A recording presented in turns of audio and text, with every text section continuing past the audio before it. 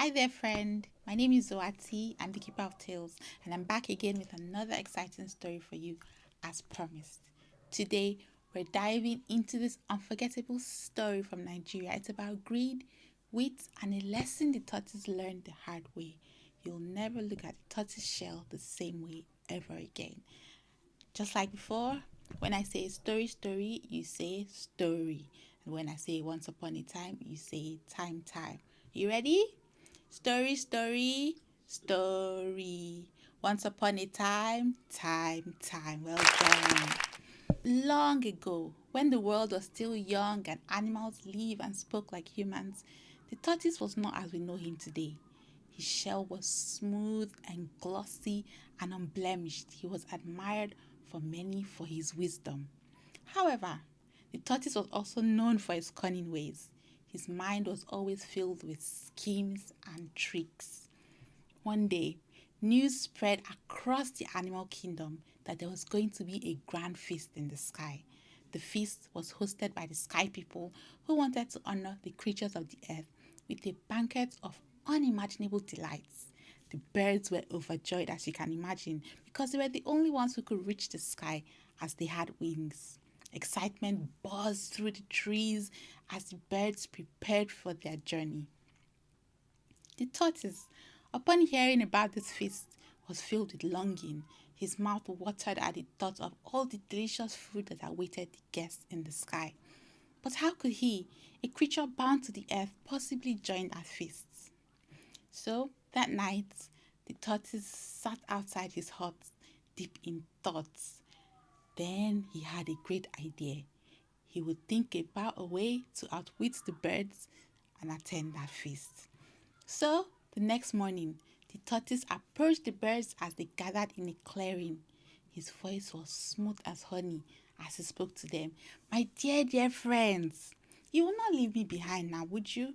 We have shared so much together. Surely you will not let me starve while you feast. The birds murmured and looked at each other uncertainly. They remembered his tricks, his lies, and the way he always made sure that he was fed while others stayed hungry. They knew the tortoise to be a trickster, but they also respected his intelligence. The tortoise, he had a way with words, and so he continued. I've changed, he said solemnly. Let me come so that I can see the sky. A wise parrot spoke up. Tortoise, how do you expect to join us? You don't even have wings. The tortoise smiled. You see, that's why I came to talk to you. I need your help, my friends. If each one of you plucks just one feather and gives it to me, I can make myself a pair of wings and fly with you to the feast. Ha! The birds thought amongst themselves, you must be funny. But after talking for some time, they agreed. And so each one of them plucked a feather and gave it to the tortoise. The tortoise, with patience, tied the feathers together until he had a magnificent patchwork of wings upon his back. And so he flapped his wings once, twice, and soon he was up in the air with the other birds. There was laughter and cheering, and the birds and the tortoise soared together up, and away into the skies. And so they went on. As they approached the feast, the tortoise had another idea. He called the birds and said to them, my friends, hold on. In this kind of great celebration, it's customary for each guest to take a new name. It is a sign of respect to your hosts. The birds thought, never heard this before, but that is a fine idea, tortoise. What name shall you take? The tortoise smiled, his eyes twinkling with mischief. You may all choose names for yourself, but I shall be called all of you. The birds thought nothing of it.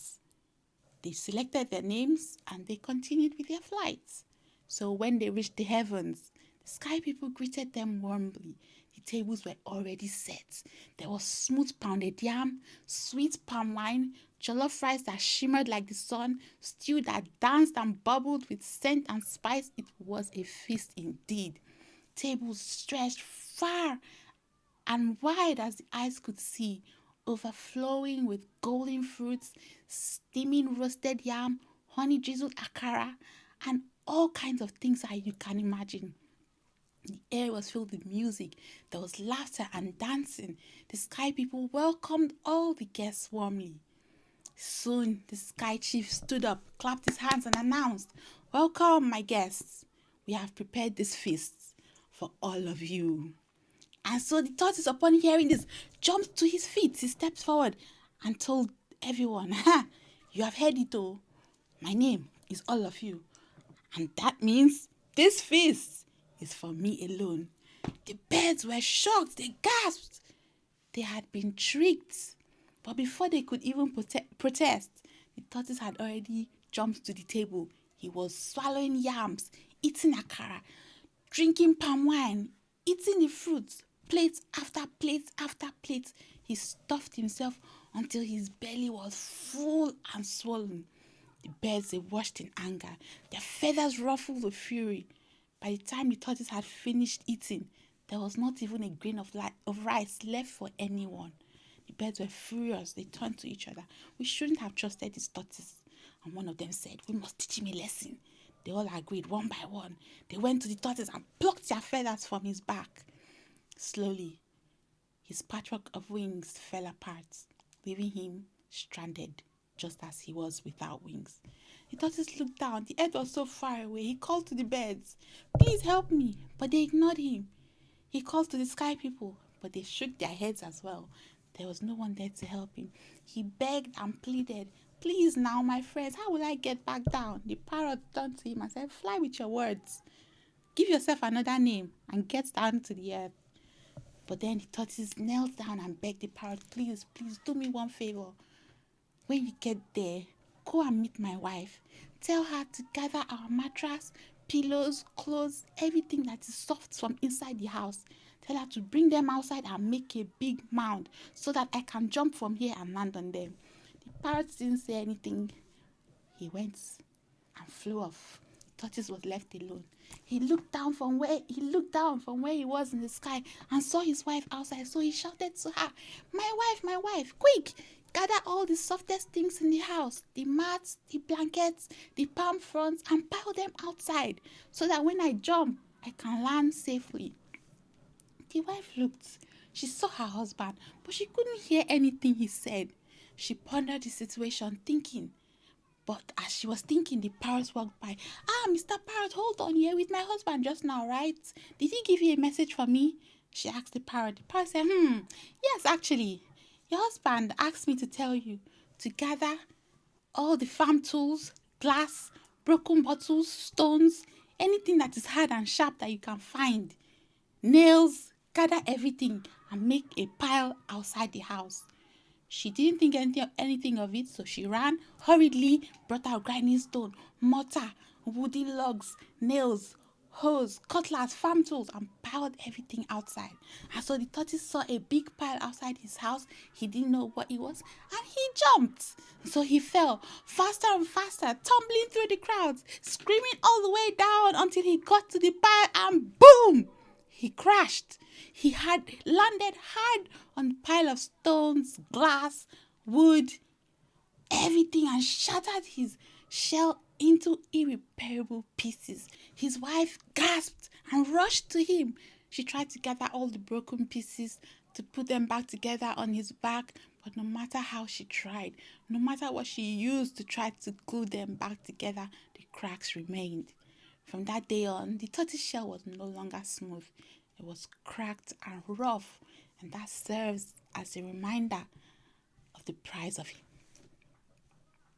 And that, my friends, is how the clever but greedy tortoise cracked his beautiful shell. A reminder that wisdom isn't in cunning alone, but in kindness as well. If you enjoyed this tale, there are many more waiting for you. Stories of animals, spirits, and the mysteries of the world passed down through generations. Don't forget to click the subscribe button and hit the bell icon so you never miss the next story. And tell me in the comments, which animal would you like to hear about next?